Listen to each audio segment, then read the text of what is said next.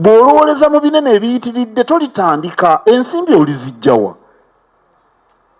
Aleeta kaawa wano mu Bulange ndowooza afuna essigiri nga zino ez'abaana b'endabye wano ez'obuyiiya ezikozesa empumbu, bino ebiva ku mbaawo babiyita mpumbu, empumbu ekekkereza, n'afuna akasigiri ke, n'afuna ebbinika, n'afuna ebikopo 6. Obusente obwo asobola obutetenkanya, naye sente zitandika sereno n'ozijjawa. Funa ekirowoozo nga kinene nga kigulumivu okusinga Bulange, naye tandika mpola mu busobozi bwo. Ekyokubiri, omulimu gw'oyagala okukola guyige. Bw'oba oyagala kwokya byuma ng'ono omukyala azze wano, wekkaanye emisono akatale k'ebyuma gye kaagala.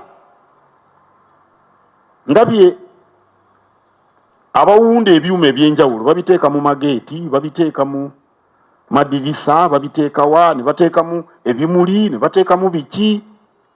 Olina okuyiga ekintu ekyo ky'oyagala okukola bwe kitambula.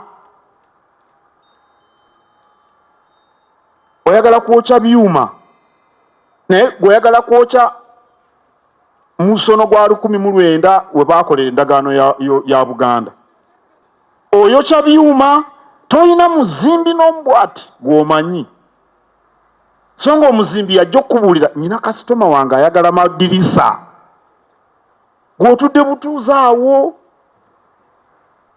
Toyina muzimbi n'omubwoti yenna gwe weekutte. Beera mwerufu.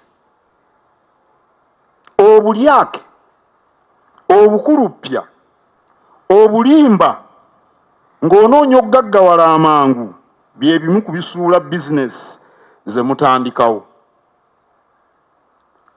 Nina omuntu antungira engoye, naye bwe mugamba nti jangu ompime, oluusi talabikako. Gy'obeera engoye antungira za bwereere. Namugamba olaba nze Katikkiro mwene. Nkugamba tusisinkane ku Lwokubiri n'otalabika.